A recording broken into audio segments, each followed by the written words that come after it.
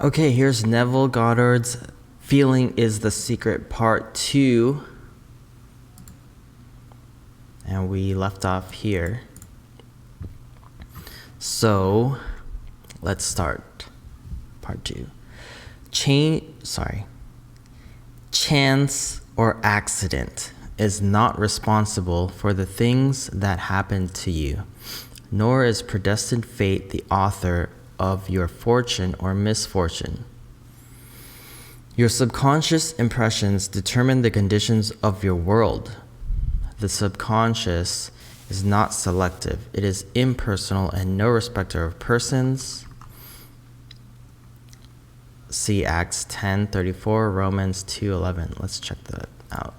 Then Peter opened his mouth and said, "Of a truth I perceive that God is no respecter of persons." So read the context for yourself.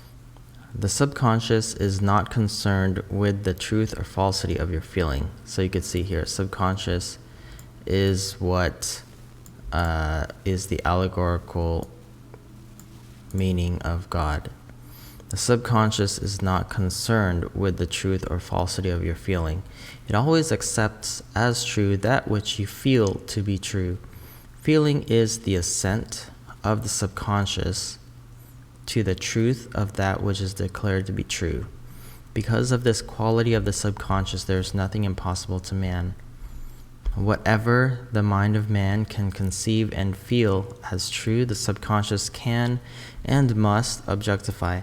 Your feelings create the pattern from which your world is fashioned, and a change of feeling is a change of pattern. The subconscious never fails to express that which has been impressed upon it. The moment it receives an impression, it begins to work out the ways of its expression.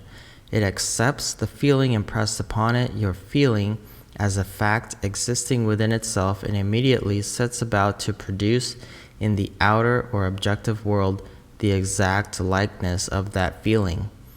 The subconscious never alters the accepted beliefs of man.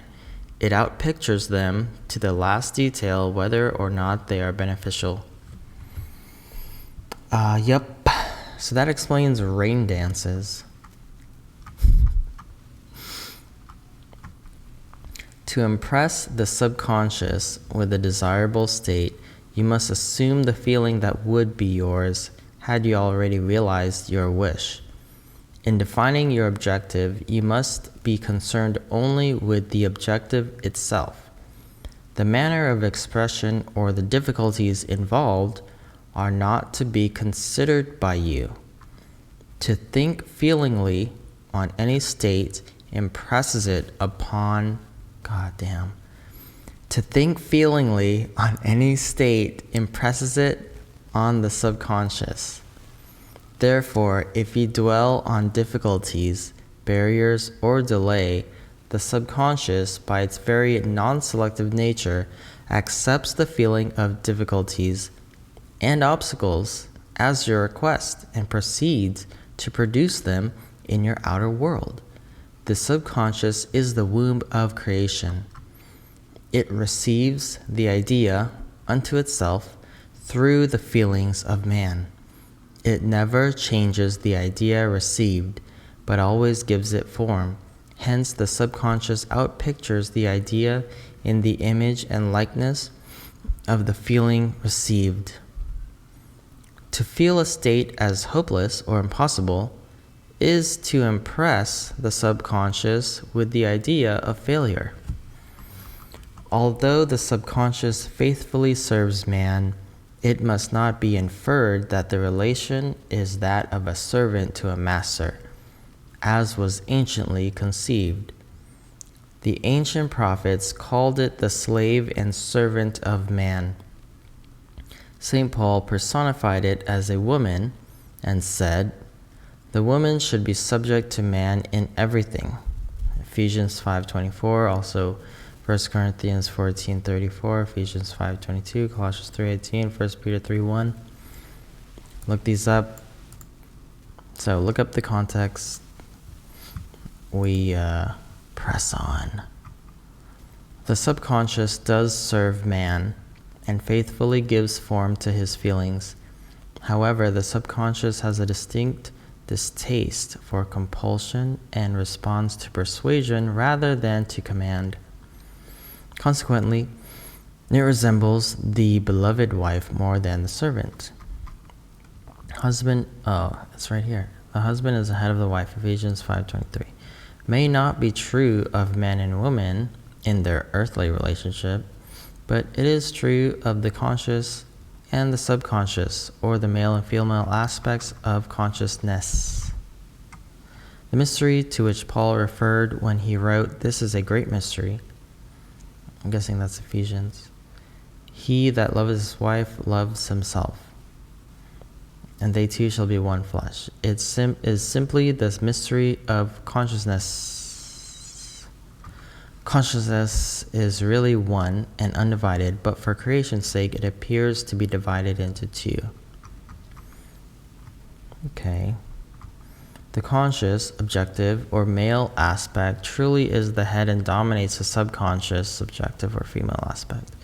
However, this leadership is not that of the tyrant, but of the lover. So, by assuming the feeling that would be yours were you already in possession of your objective, the subconscious is moved to build the exact likeness of your assumption. Your desires are not subconsciously accepted until you assume the feeling of their reality.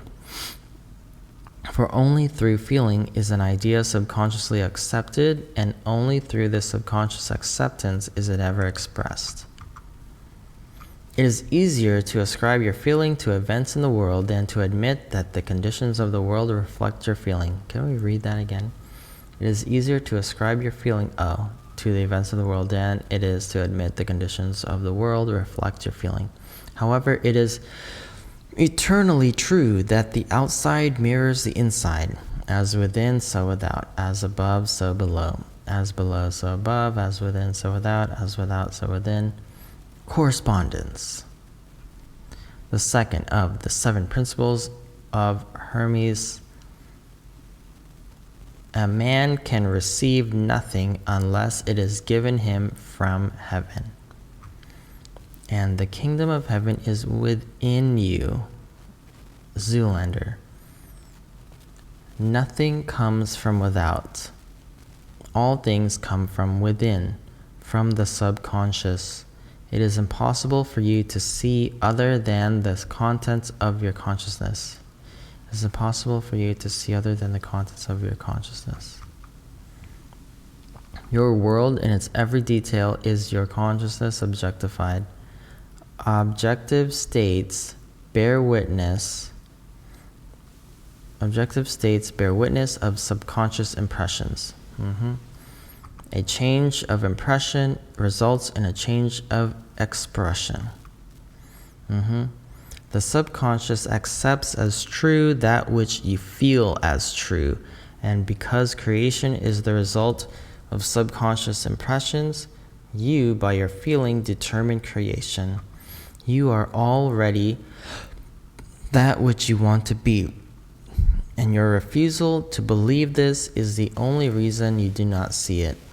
To seek on the outside for that which you do not feel you are is to seek in vain. Again, to seek on the outside for that which you do not feel you are is to seek in vain, for we never find that which we want. We find only that which we are. In short, you express and have only that which you are conscious of being or possessing. To him that has, it is given. Matthew 13. And remember, to him that does not have, the rest is taken. Denying the evidence of the senses and appropriating the feeling of the wish fulfilled is the way to the realization of your desire. Mastery of self-control of your thoughts and feelings is your highest achievement. However, until perfect self-control is attained, so that in spite of appearances, you feel all that you want to feel, Use sleep and prayer to aid you in realizing your desired states. These are the two gateways into the subconscious. Subconscious. Chapter 2, Sleep. We will have that for part 3. Thank you for listening. Read this for yourself and read those verses for yourself. Remember, Galatians 5, it's all an allegory. And we'll get into the allegorical symbols next time. I'm so sleepy.